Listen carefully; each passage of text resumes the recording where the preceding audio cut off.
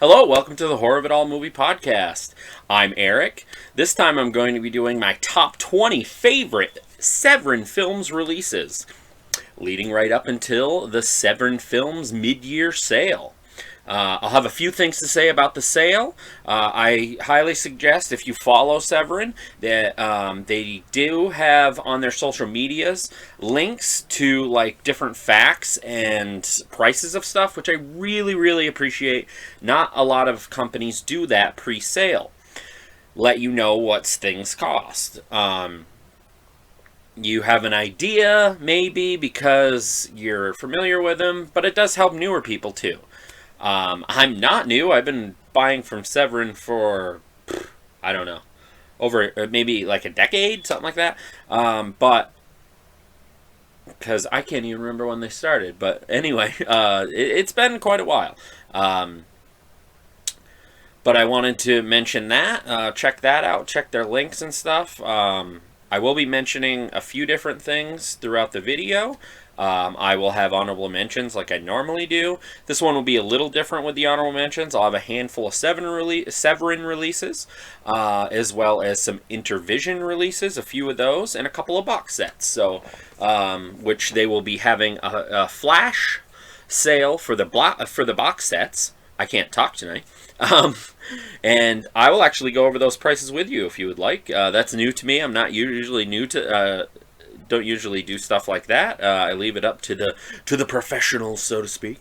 But anyway, yeah. If you're not familiar with Severin, I know I do a lot of Vinegar Syndrome videos, but big fan of Severin as well. They're definitely one of my top favorite labels for sure. And I have a ton of their releases.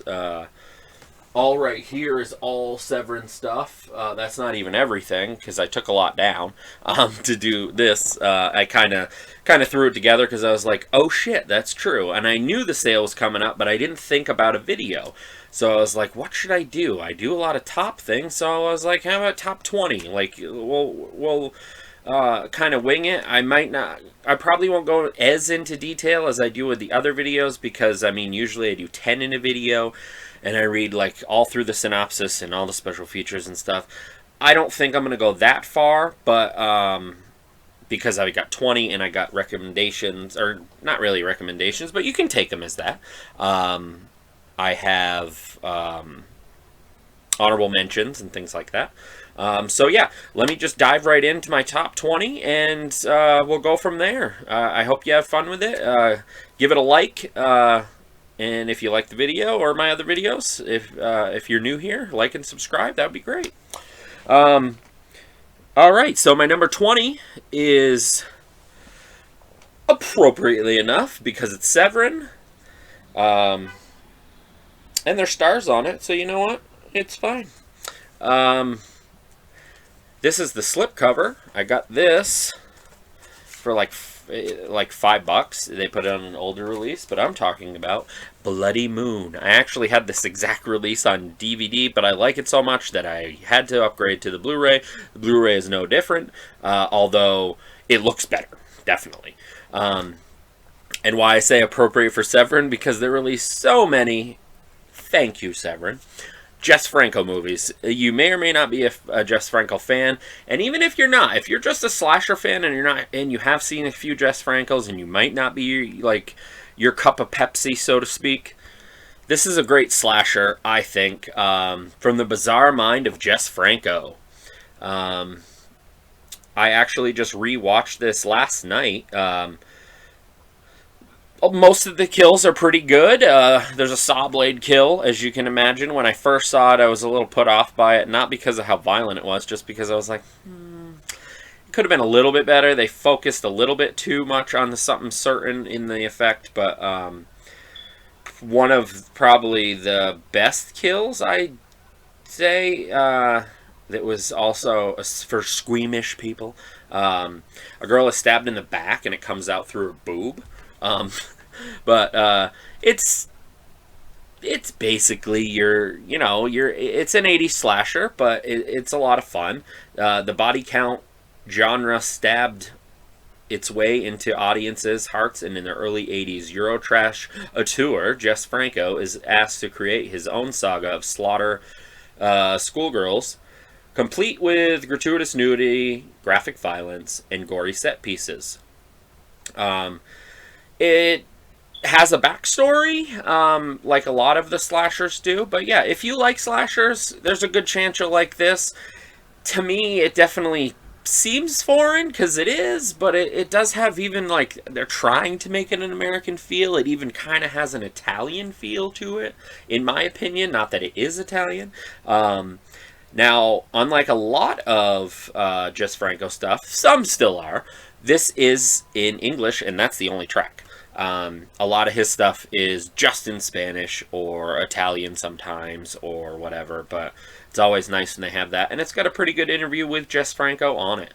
So, my number 20 of my top 20 favorite Severin releases, Bloody Moon. Oh, and I also mentioned it is a video nasty. So, take that for what it is. Speaking of video nasties, before I continue on with that, I did want to mention, you know what? I'm going to save that. Number 19 is a recent release. By the way, with Bloody Moon, this will definitely be on sale for pretty cheap, with or without the slipcase. This is one of their more recent releases, and I've been waiting for this for a long time. This is Mardi Gras Massacre. This was supposed to be released a while ago. I mentioned this a little bit in an unboxing for Severin that I did. It's basically about this guy during Mardi Gras that lures women that are like evil hookers, and he sacrifices them. There is lots of nudity. It's 70s exploitation. There is an interview with Jack Weiss. I don't know if I'm still saying his name right. With the director, with actor William Mezzo, and with the actress Laura Misch. I don't know if that's her real name, but she was a Playboy Playmate, and she's not bad to look at. She's nice. She's very, very attractive. Anyway, but yeah. Mardi Gras Massacre. This is also a video nasty. Now, it seems like, and I am all for it, video nasties, anyway, no, Severin is known for releasing video nasties and Franco, sometimes one and the same, although they did Bloody Moon. I don't know of any, I'm trying to think of any others that he might be in the video nasties, but that could be it. I could be wrong, but yeah, a bona fide scum classic. Jack Weiss' Swan Song is another plane entirely. It's a gut-busting epic of illogical, dirt-cheap sleaze. But yeah, Mardi Gras Massacre. That one will not be on sale, but you can still get it. I highly recommend it, or wait till another sale, whatever. You do you. You know, I'm usually one that gets, like, all the releases. I don't really go into a lot of the merch. I like the t-shirts, as you can see. I just threw on one of them, which happened to be appropriate for the video, and now, you know, so. But anyway, my number 18 is completely different from, we'll stray away from the exploitation and the slasher for a moment, to 1972's Asylum. This is an anthology horror starring Peter Cushing, and it also was written by, the screenwriter is Robert Bloch, who wrote Psycho. Asylum is really, really good. You can catch this on different things, I'm sure, but this one will definitely be on sale. There's a ton of special features on here. Two's a company 1972 on-set report from BBC featuring interviews from the producer, the director, and actors.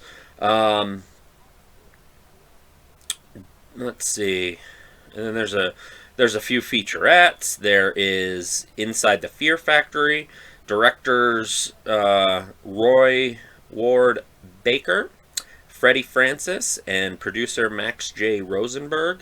And it also has a commentary with the director and the camera operator. So, yeah, I can't remember. Yeah, of course. If you're into classic horror,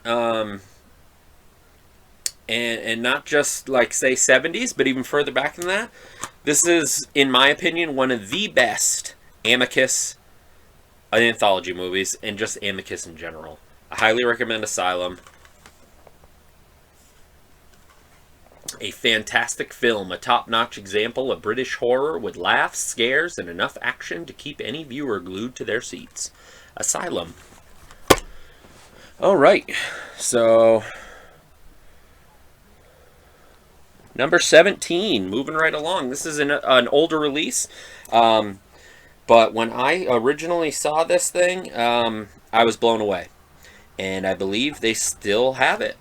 I'm talking about Dark Waters. I got a pin for this, a really hefty pin. This one I will read a little bit about, but a lost masterpiece of art house horror. It's basically about this group of women on this island, and ah, man, I'm trying to think. I'm just gonna let it do it. I'm just going to let the synopsis do the talking. Now experience the modern nunsploitation masterpiece as you've never seen or heard it before. When a young English woman attempts to discover her mysterious connection to a remote island coven, she will unlock an unholy communion of torment, blasphemy, and graphic demonic depravity. I don't want to say too much about this movie.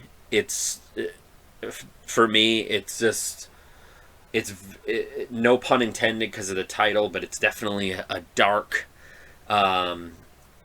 atmospheric type horror. The special, and not just atmosphere, I mean like horror, like uncomfortable, and it's just visually amazing, as it says, and deeply disturbing, as another one says. There is a ton of special features on here.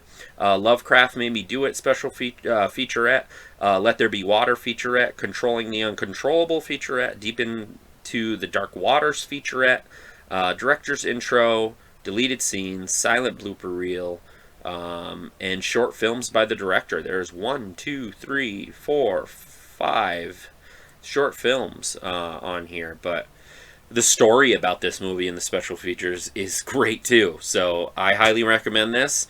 This again will be on sale, and probably pretty cheap. Dark Waters. My number, where was I? 17. All right, number 16. I believe this one will be too. This was a very big surprise, and this is a hefty release. Retribution. Relentlessly squeamish joy. It makes us angry that we've lived this long without having seen Retribution. That's what Bleeding Skull says. And now this is not the case anymore with Severin. With their slip cases, thankfully. They got like Vinegar Syndrome style slip cases. It even messed up the tray here. But yeah, this is a stacked release. I got the signed one, but yeah, signed by who is it signed by? The director, and who else signed it? The composer. But man, this movie is so good. It reaches peak horror nirvana. Mager gives us an electricity veined mania that feels like the movie took a bit of black coffee straight to the heart. For his 1987 feature debut, Guy Mager delivered what Bleeding Skull hails as relentless, squeamish joy that makes you angry, and I already read that. On the seedy side of Hollywood, an emotionally fragile painter miraculously survives a horrific suicide attempt, but when a series of grisly murders rocks the city, he discovers he may be possessed by a vengeful spirit of a murdered local hoodlum. Retribution. I had heard of this movie. I believe I even had a VHS tape at one time, or at least remember seeing it at my local video store. There's a huge booklet in here. I don't know if you can get this version anymore. I don't think you can get the autographs anymore, of course, but this one I don't know about. But there's 2 Blu-rays and the soundtrack. Excuse me. A surreal Dayglow nightmare. This underrated masterwork encapsulates everything that was great from 80s horror. Retribution. I highly, highly recommend that. And it is my number... Where am I? 16? I hate that I always forget the numbers. I get so into the movies and I forget. 20, 19, 18, 17. My number 16 in my top 20. All right, we are into the top 15 now. Back to some anthology, which is a biography on anthology that David Gregory himself directed. I'm talking about Tales of the Uncanny. It was awesome when this was released. I loved it so much, and I know my brother loves anthology horror, so I bought him a copy too. This one is the one that came with a bonus disc, Master of Horror. It has 2 bonus movies, Eerie Tales and Unusual Tales, Master of Horror. But yeah, basically that's the best way to describe it. I mean, it's a documentary on anthology horror. I highly recommend it. I don't know if you can get the this edition anymore, but it's hard to say with Severin because their stuff seems to stay a little longer than most, but it's no secret that we love a good horror anthology almost as much as we love Severin films. This is looking to be a must-watch doc for horror fans everywhere, and it is. My number 15 of my top 20 favorite Severin releases, Tales of the Uncanny. Number 14 is an older release that will absolutely be on sale. Don't know if you can get this version with the soundtrack. And it also has an old booklet in it. I don't think the booklet will still be there, but I'm talking about Joe Diamatto's Beyond the Darkness. There is definitely alternate titles for Beyond the Darkness. I can't remember what they are. I have multiple copies of this movie on Blu-ray because it came out before Severin's, and I have a DVD and I have a Blu-ray from another company. I can't remember who released it, but anyway, this movie's sick. It's disturbing. It's disgusting. It has elements of necrophilia. It has elements of incest, kind of. I don't remember the incest part. Maybe not. Maybe forget that part. One of the most sickening movies ever made. A film not to be missed by fans of graphic, intense horror. And it's Italian. The ultimate extreme shocker from Italy's most controversial filmmaker. Italy's most controversial filmmaker, now uncut, uncensored, and restored. The special features include Joe Diamatto, The Horror Experience, which is an interview with him, an interview with actress Franca Stappi, Sick Love, an interview with actress Cynthia Monreal, Goblin Reborn performed Babo Omega, which is the alternate title. One of the alternate titles. I know there's a couple. But yeah, this includes a soundtrack from Goblin. If you love Italian horror and you like soundtracks or scores, then you probably love Goblin and you know what I'm talking about. A great movie. Gory, kinky, surreal, in a way only Diamatto can deliver. My number 14 in my top 20 of my favorite Severin releases, Beyond the Darkness. Number 13 is one that was a very big surprise and basically based on a true story. They changed names, of course, but I love it. Born for Hell. In 1975, Montreal filmmaker Denis Hirox future direction of the future director of the Uncanny and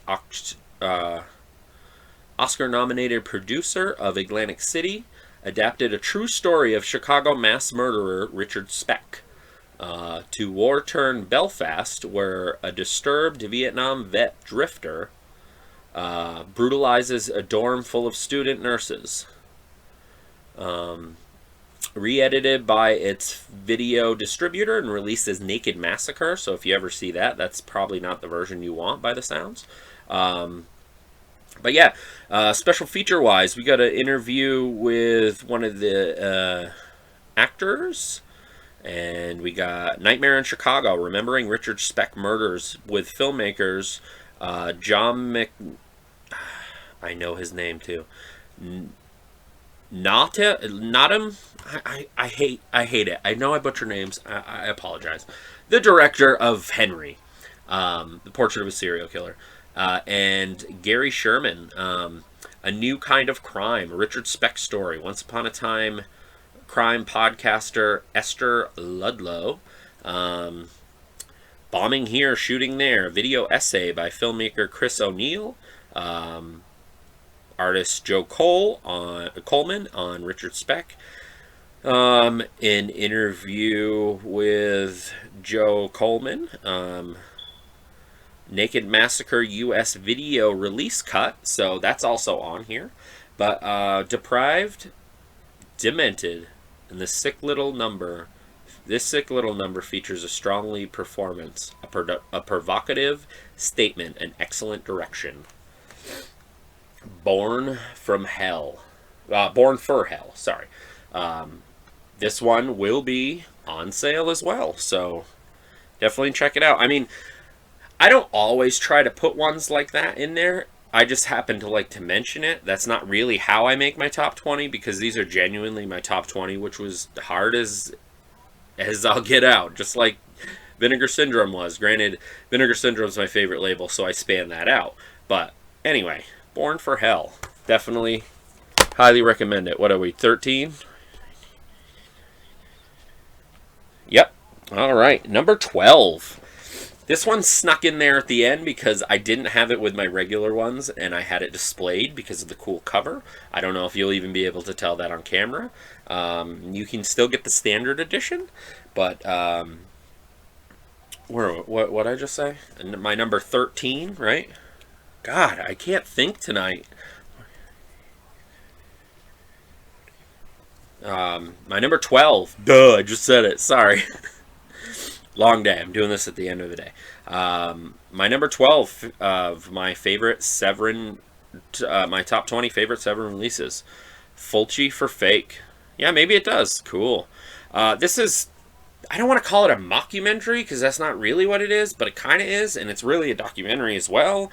And there's a lot of interviews with people that work with Lucio Fulci, but it's also about this guy that's supposedly going to play him in a movie.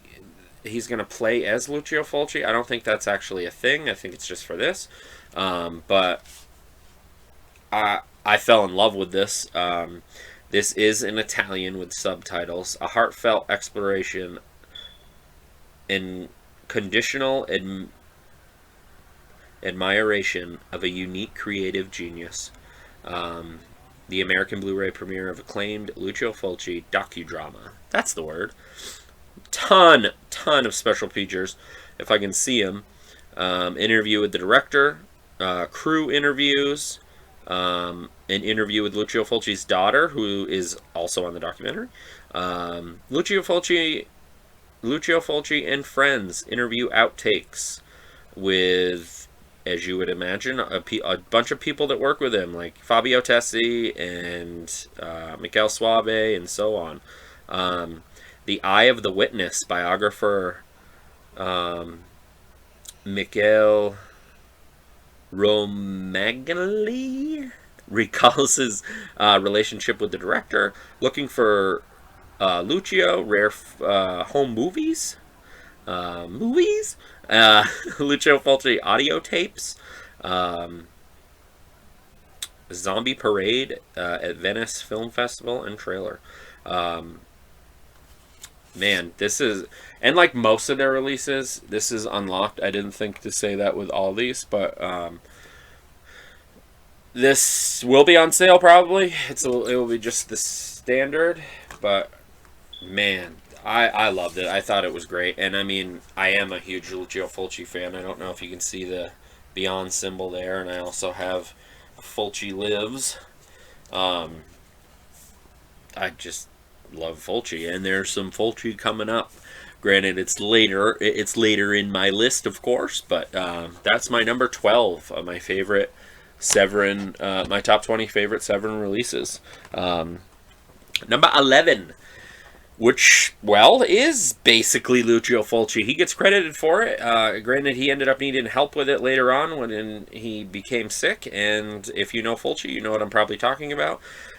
Some people love it, some people hate it, some people just think it's okay. I am in the love camp. I wouldn't say it's one of his absolute best movies, but I will say it's obviously one of my top 20 favorite Severin releases. Zombie 3. This is, man, Notorious Fulci, Bruno Mattei, and Claudio Fragasso saga, now in HD for the first time in the US. Shortly before completing the sequel to his classic Zombie, the legendary Lucio Fulci became ill and left the Philippines-based production. But when Bruno Mattei took, and writers Claudio Fragasso and Rossella Drudi, who is Claudio's wife, stepped in to finish, which they do a lot of special features on this and many Italian things that Severin has released. That's another thing they're good for. Just add to that top thing. Franco, Just Franco, Video Nasties, Lucio Fulci, Italian in general. Where was I? Stepped in to finish. The result became the most insanely enjoyable zombie romp in Eurocult history. After a deadly virus is stolen from a government facility, it will unleash a wildly entertaining combination of Fulci's signature extreme violence, Mattei Fragasso-style surreal logic, and big bloody buckets of goose-spewed mayhem that must be seen to believe. There are interviews with, as I said, Claudio Fragasso and his wife Rossella Drudi. Interviews with actor and stuntman. An interview with Bruno Mattei. An interview with actress Marina Lori. An interview with effects artist Franco Di Giacomo. That's probably completely wrong. And audio commentary with stars of the movie. This is also unlocked, but Zombie 3, like I said, a lot. This isn't for everybody. It does have the soundtrack. I don't know if it still does. I can never say if it does or it doesn't, because once I have the movie, I don't really look. I probably should for video's sake, but sorry, I ramble a bunch. If you're new here, stick with me. I apologize. We probably have some films in common or whatever, but just classic. Everything you've ever heard about is true, and oh so much more, says bloodygoodhorror.com. This is a fun little movie. I mean, is it as good as Zombie? No. Is it as good as Zombie 4? No, it's better than Zombie 4, but yeah. My number 11, Zombie 3. Alright, so top 10 Severin releases. Here we go. Let me make sure I got everything here. I got everything. So, this one is a bit of a recent release. So I don't think this one will be, but I could be completely wrong. It does. It's 2001, so it will be. I'm talking about Midnight. I'm so glad I got the slipcase. It's really cool. There are other slipcases, but anyway, I've loved this movie for a long, long time. And I was over the moon excited to hear that Severin was going to be releasing it. Finally get a good Blu-ray version. I've had a DVD from Arrow, which was just fine forever and a day. But slipcase is pretty cool. It has the alternate title on the other side. The Backwoods Massacre. This has connections with George Romero. He did work with John Russo, who was one of the writers on Night of the Living Dead. Excuse me. It also, one of the stars, it's John Amplis,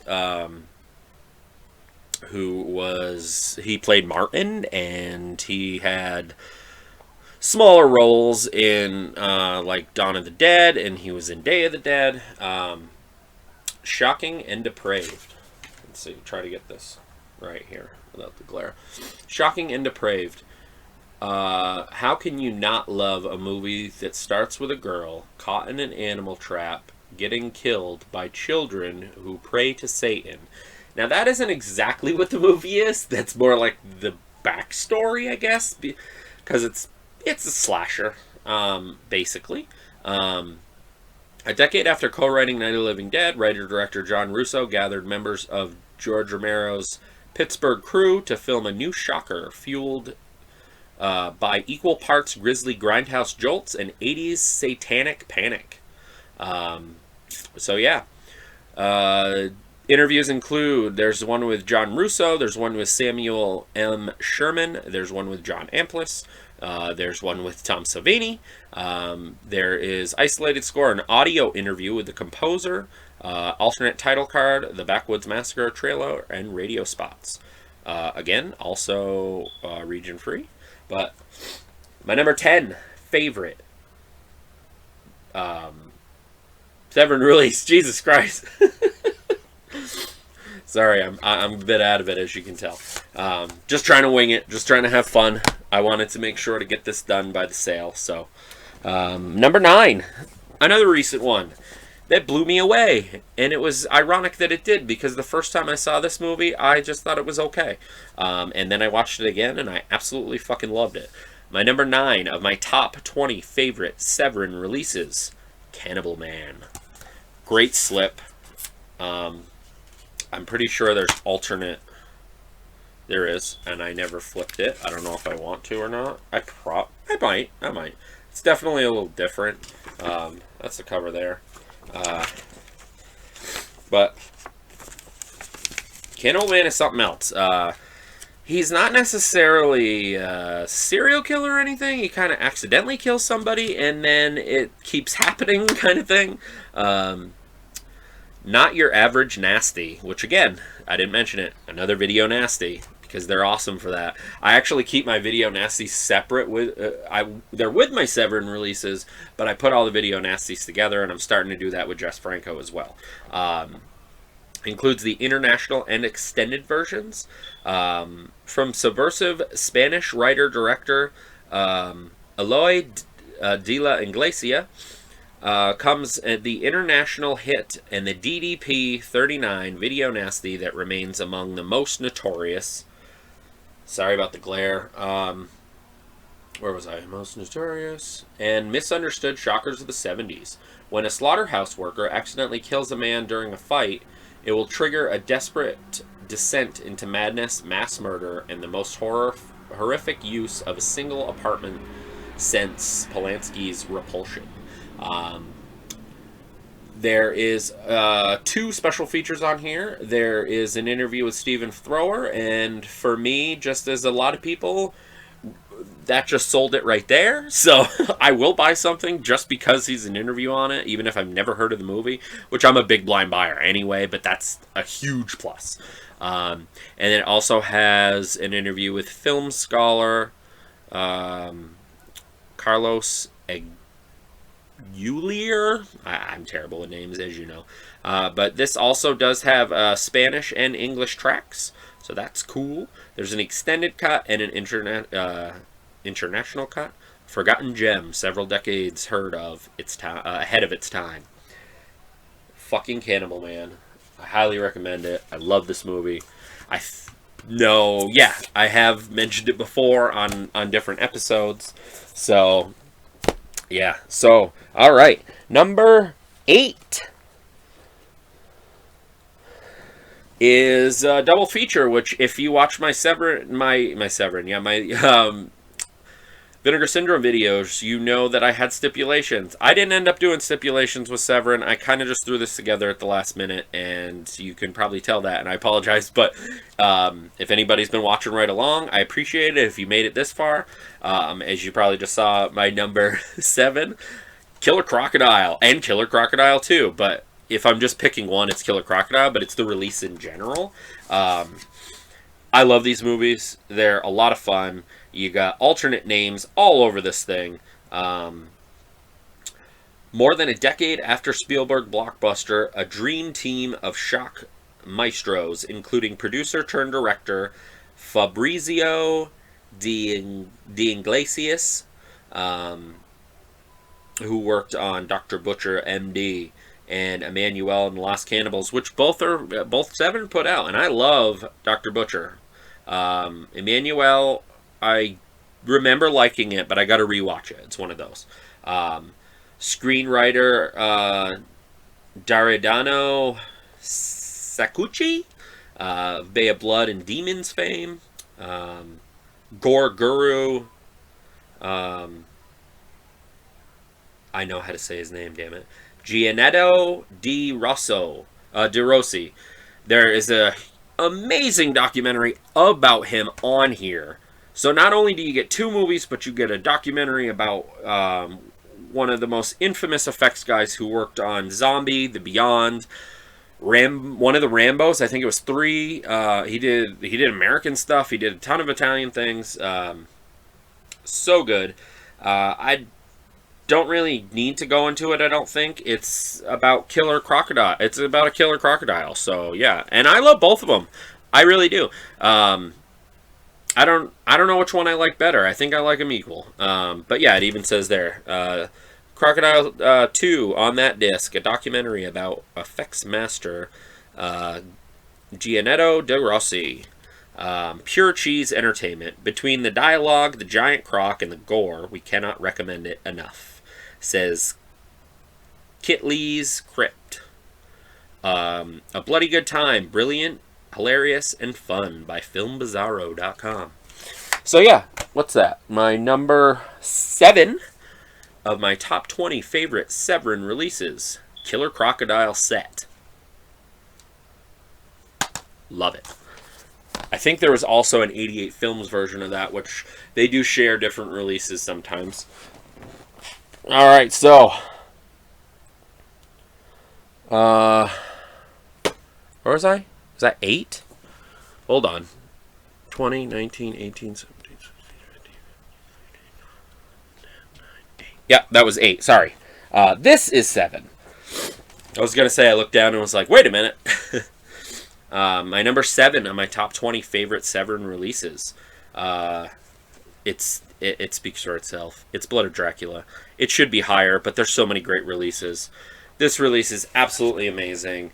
It is in 4K, and it has a Blu-ray as well, and the soundtrack. I'm in love with this movie. I've watched it a few times. This release already, one of the best vampire movies of all time, and I'm not even a big vampire guy, but this is really good. Some people, I think, when they did like reviews on it, kind of took it wrong, and that's fine, teach their own. But immediately after completing Flesh for Frankenstein, writer-director Paul Morrissey and star Udo Kerr created what remains as depraved Euro shocker, cunning political allegory, and wickedly fun horror that obliterates the line between blood. Oh wait, well I skipped the line. Between art and bad taste. But yeah, Blood for Dracula, so good. If you're a fan of Vinegar Syndrome, you probably got Flesh for Frankenstein. I think I prefer Flesh for Frankenstein of the two, but they're both amazing. Absolutely amazing. So, my number 7. This is my number 7 of my top 20 favorite Severin releases. Blood for Dracula. All right, we are getting down there. Number 6. If you're an Italian fan, or you just watched this in the past couple weeks with Joe Bob, Anthropophicus. May not be for everybody, but I fucking love it. It's another Joe Diamato, an icon of cinema gore. Joe Diamato's gore classic, now uncut in 2K for the first time in America. It includes an interview with Luigi Montefiore, aka George Eastman. That's his English name, and who I refer him to as, because that's how I know him. An interview with one of the actors, an interview with the effects artist, an interview with the editor, and an interview with actress Zora Kurova. It's Anthropovicus. If you don't, just look at that cover. I know that gives away something, so to speak, but there's so much more in it. There's so much more gore. There's so much atmosphere. If you like Italian horror movies, Anthropovicus is probably for you. Okay? I can't guarantee anything. Everybody has their own opinions, but it's Anthropovicus, so yeah.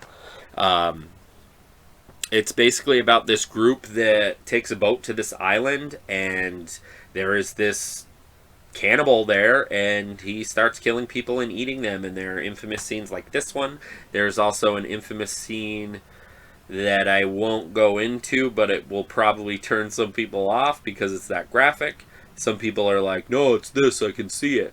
That's cool. I try to put that out of my head and enjoy it for what it's supposed to be. But love this movie. Have for a long time. I have multiple different copies of it. This is probably the best one. 88 Films one is pretty good too, and I also have a German one that has like no special features, but it also comes with Absurd. So, yeah. So my number 6 of my top 20 favorite Vinegar Jesus Christ, I said Vinegar Syndrome so much in the past fucking month. I'm sorry. My top 20 favorite Severin releases. Number 6, Anthropophicus. So now, we are getting into my top 5. If you're still here, awesome. My monotony hasn't swayed you yet or scared you away. I just have fun with these.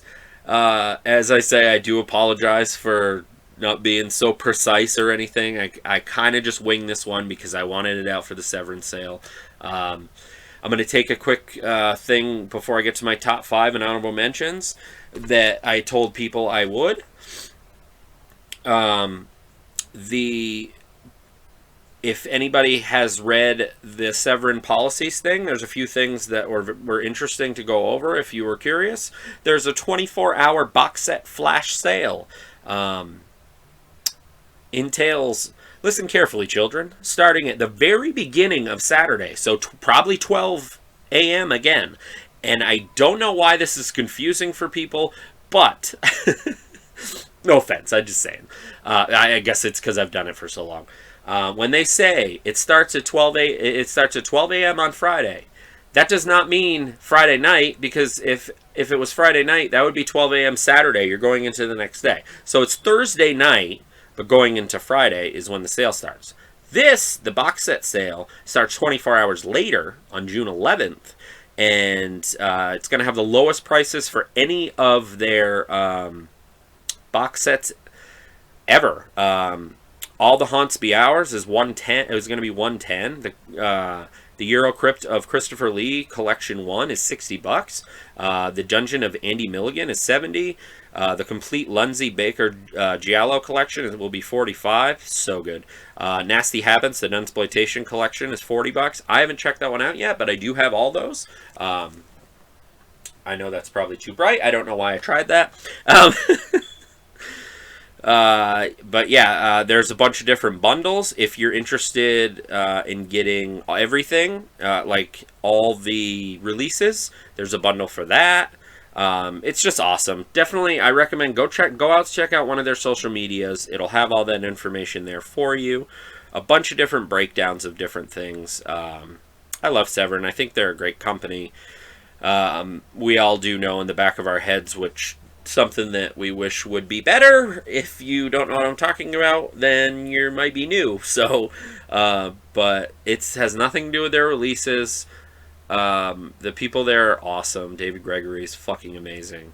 But anyway, all that aside, I just wanted to mention that. Going into my top 5 favorite Severin releases. And we got a lot of Italian. My number 5 would be Lucio Fulci's Enigma. Now, this is later day Fulci, not for everybody. Some people just stick to the 70s and the early 80s. That's cool. I'm an all over the board Fulci fan. I have my favorites. Of course, my favorites are probably the earlier 80s stuff, like the first half. But there really isn't anything that I'm not that big of a fan of. But Enigma is no exception. It's a lot of fun. Lucio Fulci's batshit fan favorite in 4K for the first time since ever. Or the first time ever in America. And when they say 4K, I don't know why they say 4K, because it's not a 4K disc, I don't believe. It does have the soundtrack. No, it's a Blu-ray, so 4K restoration. Everything 80s and the amount of gore fits the film tone perfectly.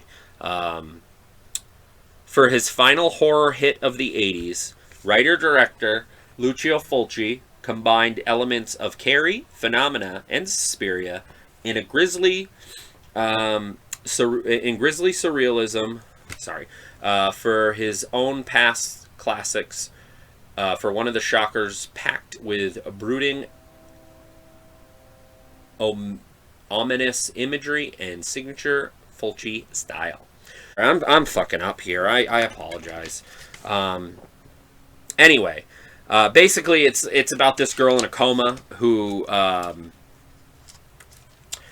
ends up killing her tormentors one by one. There's a weird snail scene.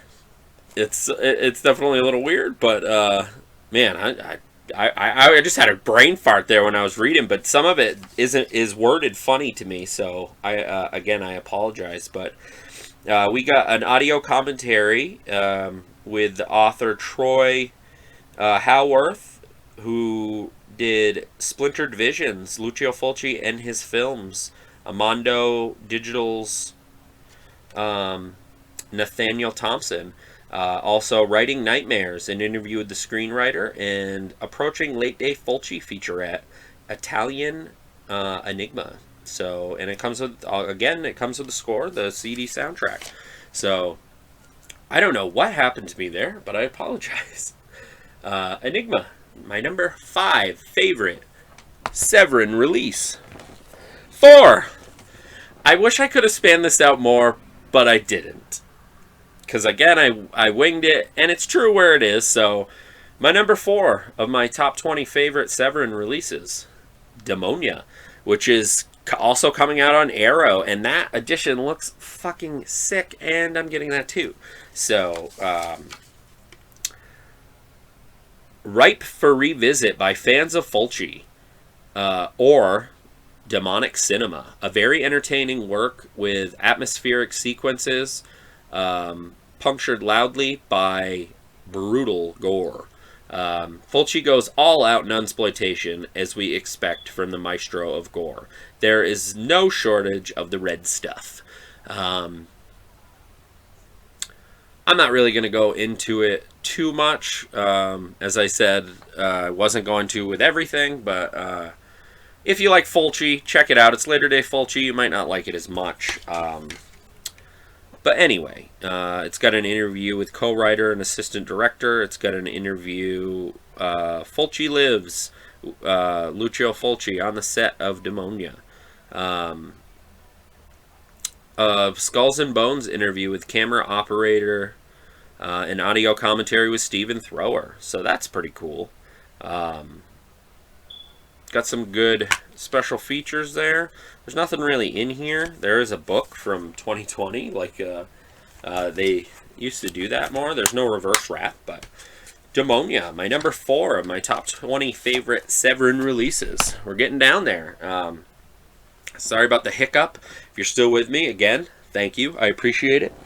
Now we're into the top 3. I've mentioned this before on my channel, and I have been a big fan of this movie for a long, long time. And it is a video nasty as well. Don't Go in the House. Look at this fucking slipcover. It is so cool. And it's basically about this guy that lures these women to his house and sets them on fire. He also has his mother there, who is dead, who he thinks he keeps seeing upright and walking around. He's obviously lost his mind, but there is an infamous scene where he does catch a girl on fire that is one of the greatest effects that I've ever seen.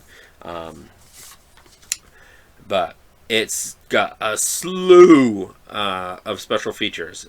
From Mondo Digital, they say an essential slice of 80s American horror. And a lot of people probably know Don't Go in the House. This is, again, another video nasty. Let's see. We got The Burning, the alternate TV cut. We got an audio commentary with the director and the producer. We got an archival commentary with the star. We got housekeeping, interviews with the co-producer and co-writer. We Went in the House, the locations of Don't Go in the House, Playing with Fire, an archival interview with the star. The intro, how do you say that? Integral cut. So there's what, 3 cuts? 3 cuts of the movie. An audio commentary with Stephen Thrower. Minds on Fire, a video essay. Burn Baby Burn, an interview with the director. And let's see, Grindhouse All-Stars, which this is a really cool featurette, with filmmakers Matt Kimber, I'm not sure how to say his name, I apologize, Joseph Ellison, Roy Frumkes, and Jeff LeBerman.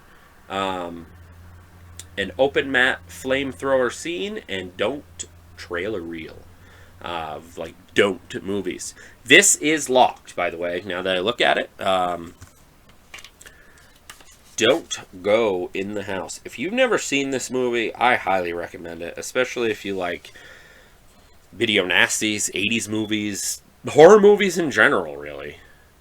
Don't Go in the House. My number 3 of my top 20 favorite Severin releases. Number 2. We got Just Italian going here on out, at least for my top 2. Well, after this one, I'll do the quick honorable mentions that I have, and we'll call it an episode. My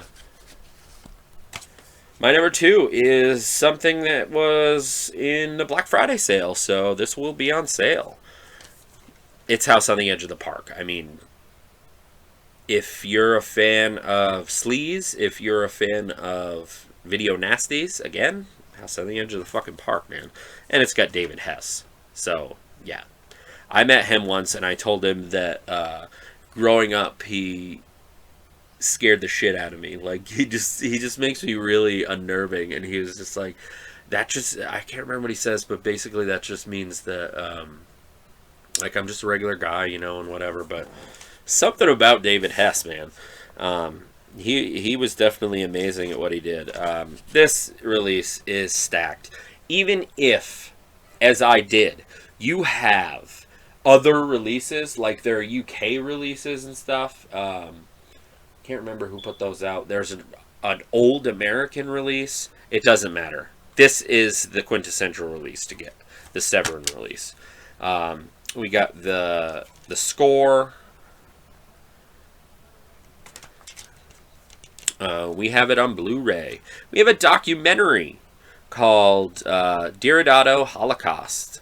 It's a documentary about Ruggiero Deodato, who directed it, of Cannibal Holocaust fame.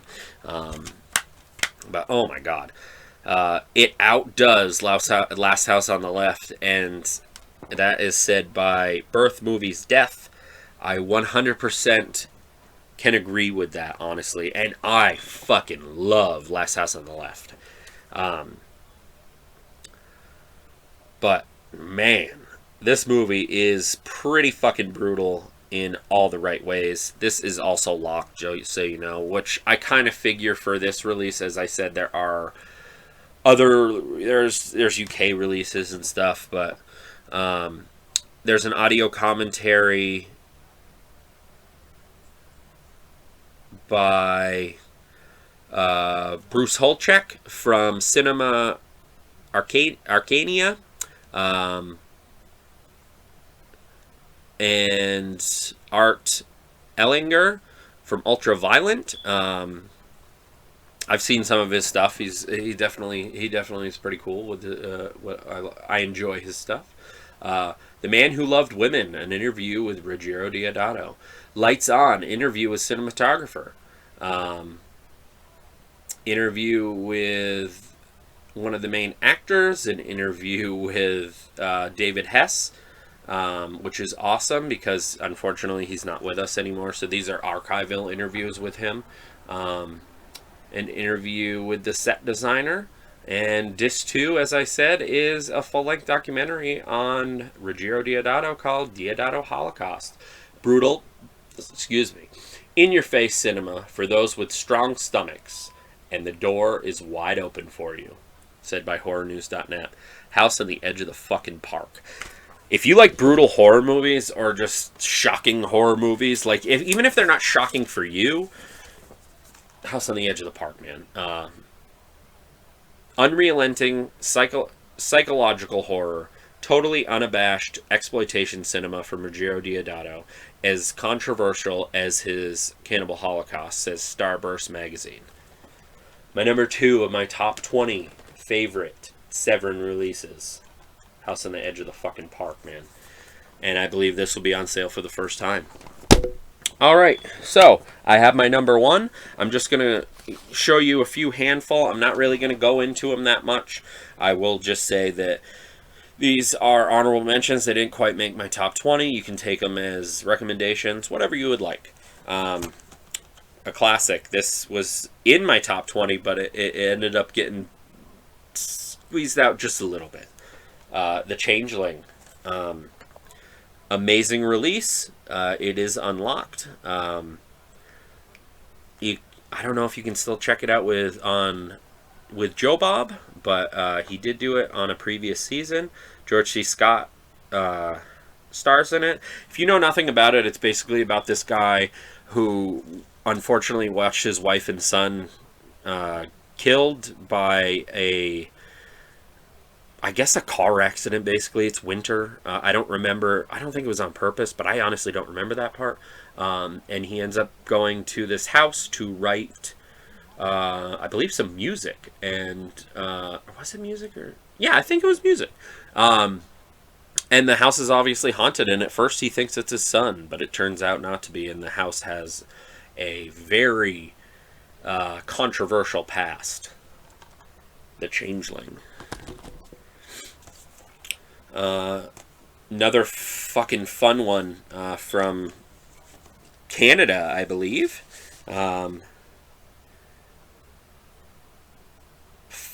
Super fun release. Siege. Loved it. Highly recommend it. It was definitely one of those that... Here, I'll read this real quick. A totally unique and truly disturbing. Few Canadian films are as unrelentingly gripping as Siege. That was something that was definitely a movie I hadn't seen, and I was blown away by it. I remember getting it with Born for Hell, and loving both of those. Now, this next one is not going to be for everybody, but if you like Jess Franco, and I know I do, Shining Sex. It's something else. It's sci-fi erotica, I guess. A new kind of cinema adventure. One of Franco's most imaginative, daring experiments.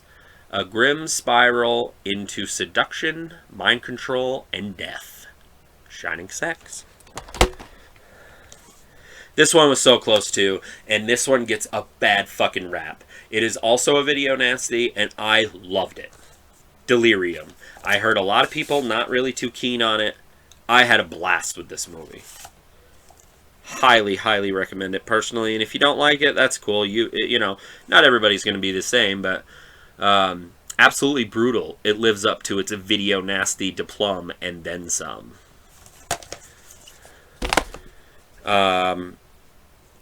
This next one is one of their ones like that they randomly release movies that aren't necessarily horror, aren't necessarily, I guess it could be exploitation, but just something a little different. Not quite overboard different.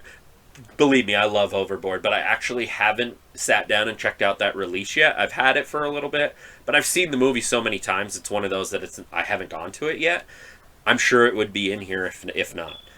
This is not that, but I'm talking about Tiffany Sheppus's The Boys Next Door. This movie is fucking brutal, and I loved it. Grim and wild. A very well-made movie with despair and utter hopelessness. Chilling as Badlands. Sadistic and gripping. Its violent screams, natural-born killers, and A Clockwork Orange, says Arrow in the Head. This one will definitely be on sale. If you want something a little different, check this out. I highly recommend it. I do know that, I don't know if they've changed this or if you can see that, but it says Natural Bork Killers. That was obviously a typo. This one pains me that it's not in my top 20 because it's so fucking underrated and it's so good, in my opinion, of course. This, you won't find this title on the site. I just realized that. I'll flip it around. All right, I'll just show you this. Emmanuel and Francesi? Cosessi? I have no idea what that says. But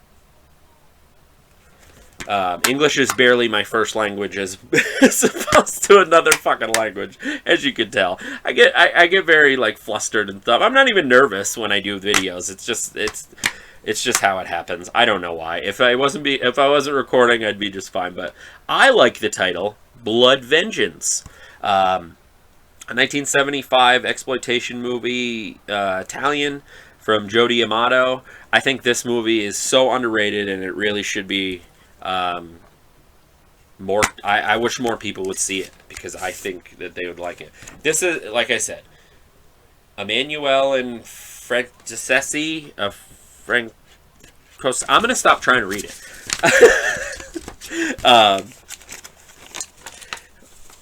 That's the title you'll find on the website. I think Blood Vengeance is a cool title.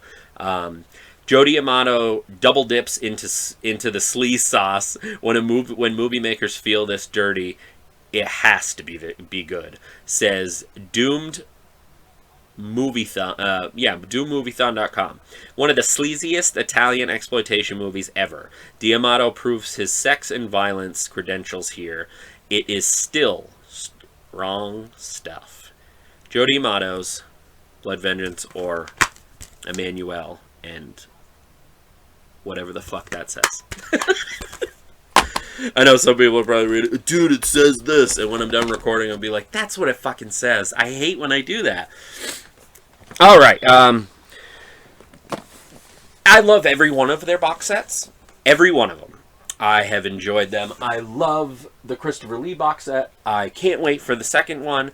I can't wait for the new one. That one looks like it's a lot of fun. I have seen some of his movies. I'm blanking on his name though. Bear with me here.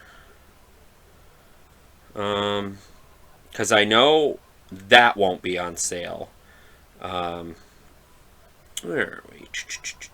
Of course, I can't find it in their newsletter, but people know what I'm talking about.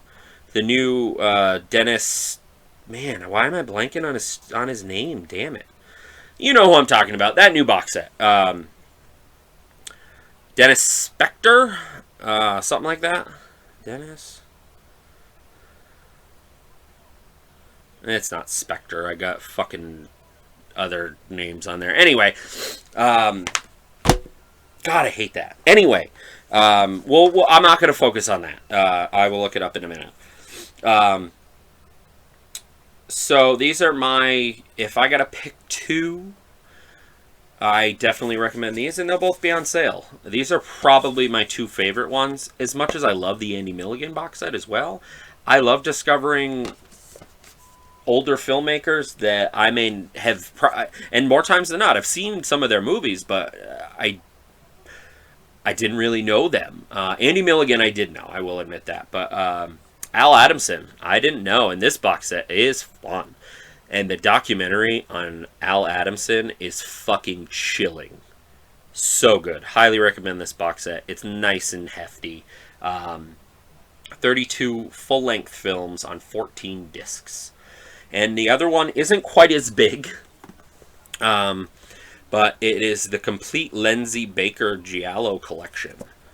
Lots of fun. I love all of these movies. I'd say, which seems to be a common thing, probably the weakest of them is Knife of Ice, but it was still good. But I love Umberto Lenzi, and yeah, this is a great, great box set. And Carol Baker's great too, man. If I had to pick one movie out of here that I like the most, probably So Sweet, So Perverse. But it comes with 4 movies, and I highly recommend it. So those are definitely my 2 box set recommendations.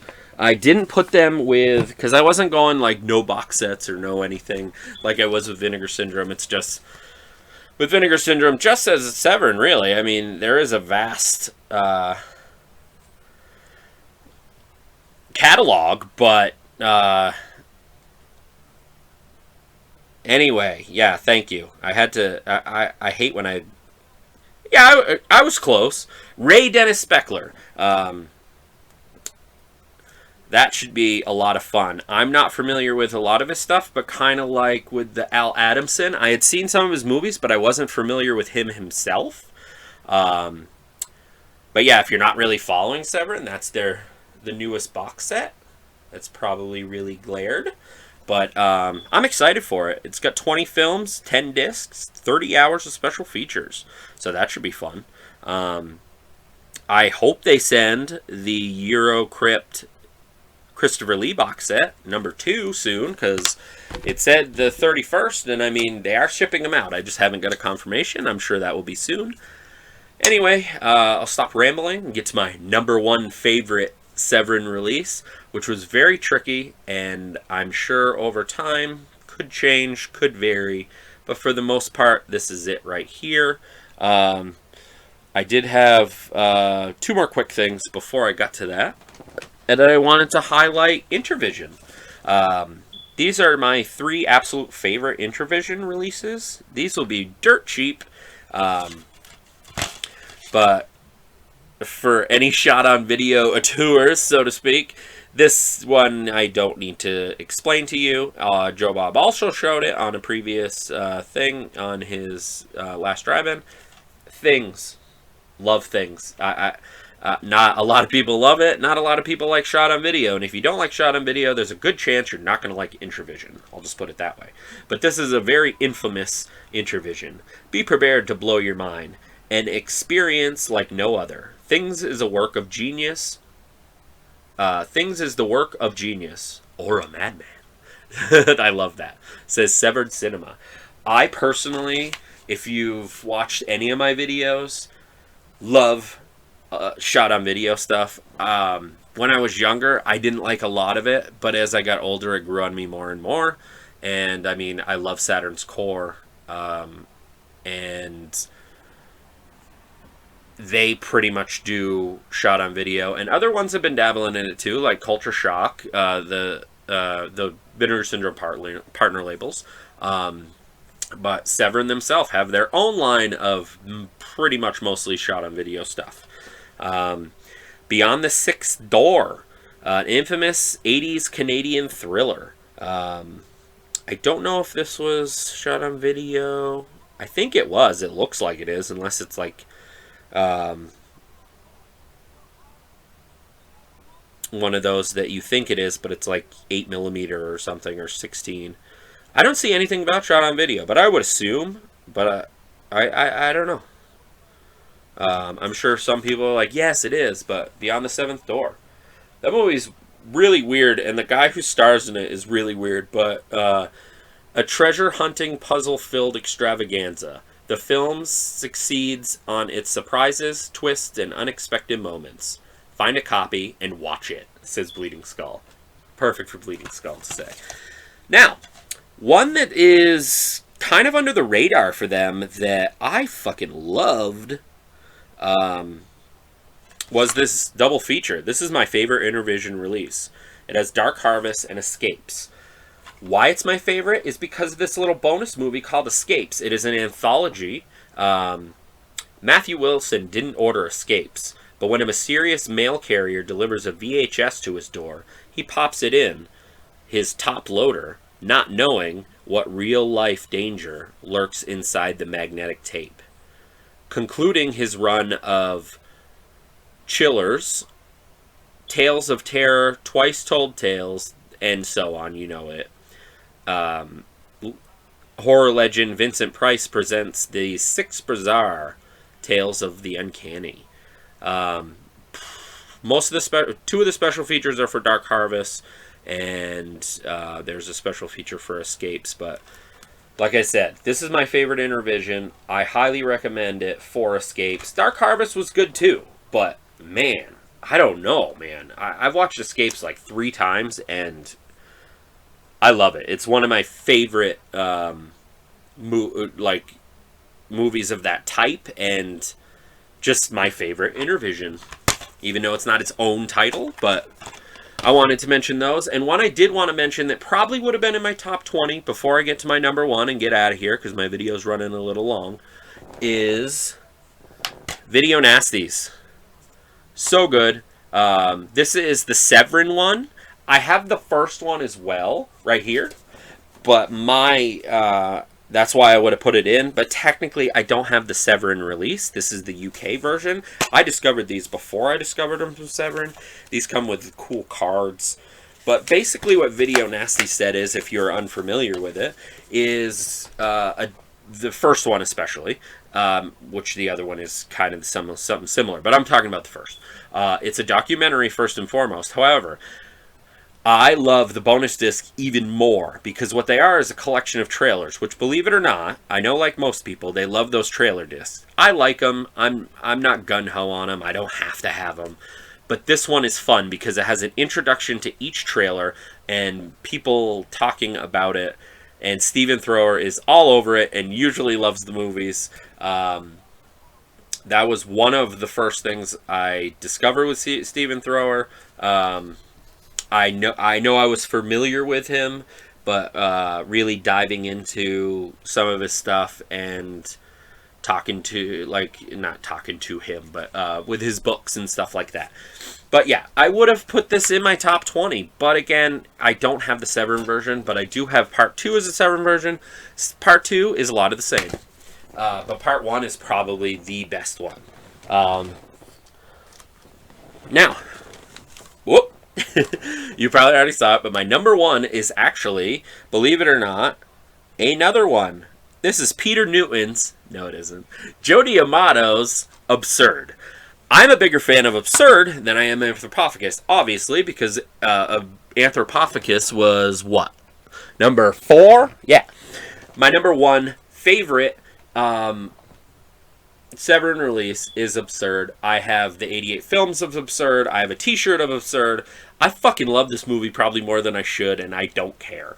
Joe Diamatto's splatter epic, now authorized and uncut for the first time ever in America.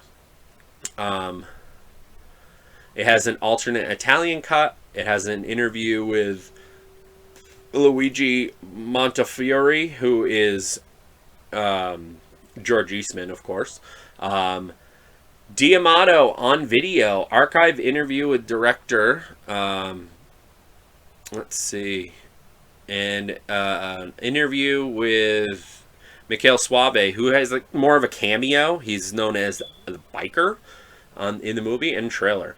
One gory mother, Diamatto gives gratuitous a whole new meaning, says Hysteria Lives.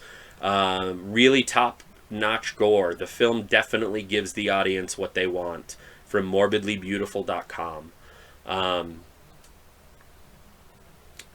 just to give you a little bit more of an idea here, borrowing heavily from Halloween, Diamatto unleashes gut-spewing Greek boogeyman George Eastman into a suburban America for a gruesome as hell and incredibly sadistic saga of doomed nurses, butchered babysitters, biochemical clergy, and some of the most intense splatter scenes in Italian gore hound history. If you don't get any other old releases and you just need one or two or even one, and you like Italian horror and you want something different that you haven't seen, or even if you have seen it and you don't own it, anyway, fucking absurd. I can't say enough great things about it. I have a blast every time. I've lost count how many times I've seen this movie. This version did come with the score, which is a great score. I don't think it has a reverse. It does. Of its alternate, an alternate art, and you know what? This is also known as horrible, for whatever the fucking reason you would call it that. I guess some people might think it's horrible, and they would be like, well, yeah, that's what it should be. But my number one favorite Severin release of my top 20 is Absurd from Joe Diamatto. So yeah, sorry I fumbled there a little bit. And as you could tell, when I'm really laser focused, I get it just fine. But sometimes I fumble, especially as it's later and I'm tired and everything. But I really appreciate everybody that has been tuning in and checking out my videos. And the more subscribers, it's steadily going up. And hopefully I don't lose any for this video. But again, I just have fun with it. I hope you guys have fun. I know there's a lot of people with the Vinegar Syndrome stuff that's how they got in, and believe me, I will always have Vinegar Syndrome videos. I have more coming up for Vinegar Syndrome videos that are a little bit different, like my ranking of my VSAs, or which I will also be doing soon, my top, I don't remember the number. I won't say the number yet, but my top favorite partner label releases. So that'll be fun. I already made the list and everything. I just can't remember what number I used or went to. So that'll be fun. And for anybody following my top 10, I forgot to mention this on the last video, my top 10 favorite horror movies of each year in the 1980s. I'm up to 1987. I know they get spanned out, but I also do a lot of different videos and stuff like that. Please check out those. Those I had a lot of fun with. Check out my other videos. Check out my podcasts, which I haven't done a podcast in a long time. Hopefully we'll be doing podcasts again soon. I have ideas. Definitely a definite one with my wife. Possibly two. Probably two. Maybe someday Adam will be able to come back. I don't know. If you're new to the channel and have no idea who I'm talking about, I started the channel, but I had a co-host, so to speak, with Adam. He always just came on and added his 2 cents here and there, and it was just a way for us to talk, because we used to live near each other, and now he lives on the other side of the United States, so that doesn't work. But yeah, I hope everybody enjoys the sale for Severin. I only say that because a lot of us all know what is inevitable, unfortunately, with the website. So, fingers crossed. Fingers crossed. And if you can't get in right away, and you're don't really need anything that's super limited, just hang out. Just wait. If it's too late for you, maybe wait till the morning. But I'm usually up a lot of the night anyway, so. If I have trouble right off, I'm not going to stress it. I'll just come on in a couple hours. Because unfortunately, that's the nature of the beast. But I won't dog on the website like some people do, because I love the company and they do great work. I may not talk about them as much as I do other labels, but I do genuinely love Severin. They're one of my absolute favorite labels, and they do amazing stuff. I am looking forward to the new box sets. I am looking forward to the new releases. By the way, comment below. I want to know if you are, not if you're not, but if you are interested in any of the releases, all of them, few of them, whatever. I think I'm most excited about Faceless on 4K, Jess Franco's Faceless. That's going to be awesome. And All About Evil really looks intriguing. I love the star of that. But yeah, there's another, what is it, Mansion of the Living Dead. They're going to be re-releasing another Jess Franco on Blu-ray. And then there's 3 Jess Francos, I think, out of the 8. I personally are looking forward to those the most. But it's Severin, so I usually try to get all their releases as much as I can. But yeah, video ran a little long, not as long as I would expect it to. I know I gotta stop apologizing, but for the last time, sorry about the hiccups in there. So like and subscribe if you would like, if you will. That would be great. Have fun with the sale, we hope. I know we will with the releases, but be tuning in later on. I should have that 1987 video sometime, my top 10 favorite horror movies of 1987, this month at some point. So there are definitely a few videos planned for soon. Not ish, but soon, like within the next few weeks or so. That's what I'm hoping. But anyway, thanks for checking out this video. And this has been the Horror of It All Movie Podcast. I'm Eric. Until next time.